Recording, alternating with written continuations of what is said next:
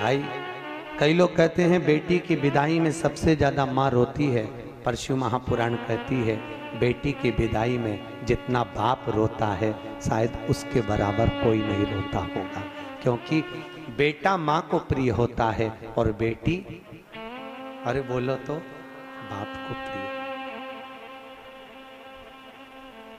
बाप को प्रिय है। तो कई बार बेटियां ऐसा शब्द बोल जाती, पापा मैं जा रही हूं, आपने मेरी शादी कर दी है, मैं दूसरे घर जा रही हूं, पापा पर आपकी बहुत याद आई, पापा सुनो तुम्हारा स्वास्थ्य ठीक नहीं रहता, शुगर बढ़ी रहती है, कुछ ले लिया करो दवाई। और बेटी जब घर से विदा होती है ना, एक केवल बेटी अगर घर से जाती है तो अपने पापा का मुख देखती है बार बार। लोग कहते हैं गाड़ी में बैठने से पहले विदाई के समय पर बेटी घर को नहीं देख रही है, पिता को देख रही है, और फिर घर को घूम कर देखेगी, मम्मी से कहती मम्मी मेरी विदाई हो रही है।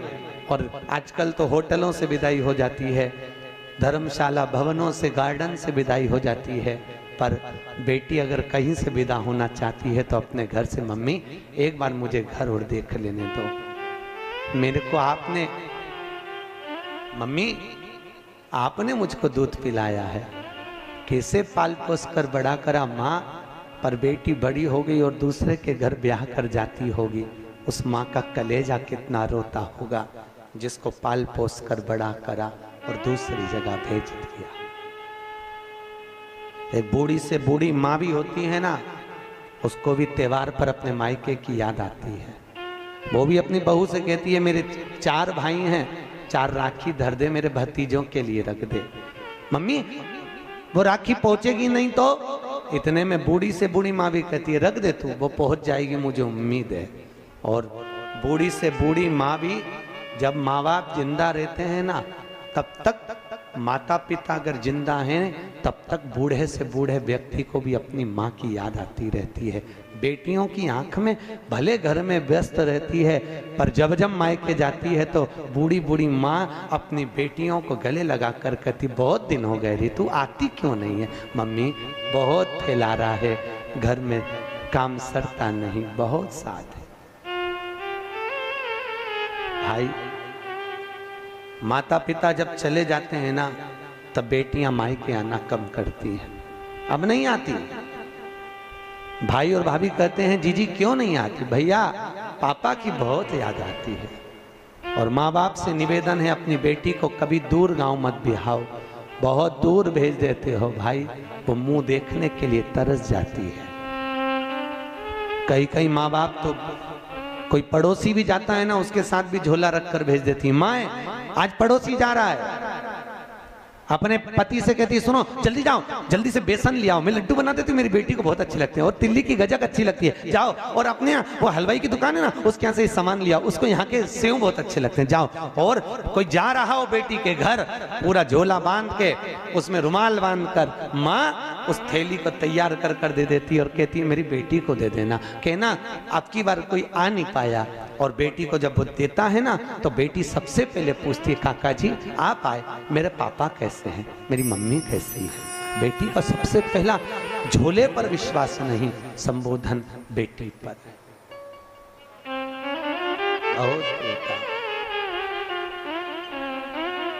यहाँ भी मेरी बहनें बैठी हैं, माताएं बैठी हैं, जीजियों ईमानदारी की बात है, कैसे आप लोग अपना घर छोड़कर आते होगे, दरवाजे को जब देखते हो, और कई बार अपने खिलौने के कमरे में भी जाते होगे। अभी भी शादी होने के बाद भी आपको अगर मायके की याद आती होगी ना तो पापा के साथ बैठकर खाई हुई वो रोटी जरूर याद आती हो। मम्मी गरम गरम उतार के देती जाती है और तुम्हारी थाली में लाकर देती है, और तुम कहती हो मम्मी पेट भरा गया, एक और खा ले, एक और ले ले, मैंने तेरे लिए बनाई, थोड़ी सी मोटी कर दी है। तुम्हें याद आती होगी माँ जो पतली पतली दाल बना देती होगी एकदम पानी जैसी, क्योंकि जब तुम थे तब उसकी परिस्थिति नहीं थी, ना जाने किस परिस्थिति में तुम्हारा विवाह करा हुआ, कैसे परिणा कर भेजा होगा। रात रात भर माँ बाप भी जगते रहे तुम्हारी शादी के समय पर, और बाप ने अपनी पत्नी से कहा जो जो उसको अच्छा लगता है उसकी पेटी में रख दे, उसकी अटैची में रख दे। सुनो, उसको थोड़े से कोई फ्रिज कोई कूलर दे दे, तो पैसे नहीं है, मैं कर्जा कर कर ले आऊंगा, उसको दे दे। कोई माँ बाप बेटी को विदा करता है, क्या नहीं दे साहब, उसने अपने प्राण तक निकाल देता है, सब कुछ दे दिया। बेटियां पूंजी है साहब, धन है, बहुत बहुत पूंजियां है। कैसा परिवार, माँ सबसे पहले मायके में भोजन करती थी और यहाँ सबको खिला देती है, आखिरी में 2 रोटी लेकर बैठती है ना, तब याद आती मम्मी तू सबसे पहले खिलाती थी, आज कोई पूछने वाला नहीं। आज बहुत याद आती है तेरी रोटी की माँ, और बहुत याद आती है माँ तू, तेरे द्वारा दिया हुआ मेरा ज्ञान, माँ कभी तो आया कर हमको देखने के लिए, कभी तो हमारे दरवाजे तक पहुंचा कर। और माँ जब मायके बेटी के ससुराल जाती है ना, और बेटी को सबसे पहले देखकर कहती कितनी दुबली हो गई तू, कुछ नहीं पाया, ले मैं बना दूं क्या? नहीं मम्मी, वहां आती हो तुम खिलाती हो ना, आज मैं तुमको बनाकर खिलाती हूं। माँ आंख में आंसू भरकर रोती हुई, बिलकती हुई बेटी को देखकर कहती है कितनी प्रपंचे में पड़ी है। इधर सास मुंह बना रही होती है, उधर ननद मुंह बना रही होती है, पति का मुख चढ़ा हुआ होता है, सबको भोजन परोस देती है, सबके लिए कर देती है, पर अकेली रसोई घर में जब भोजन करने बैठती है तब मायका याद आ जाता, तब रो लेती है। नहीं सहन होता तो कमरे में चली जाती है, और जाकर एकांत में जब मायके पहुंचती है, पापा पूछते हैं कैसी है रे तू?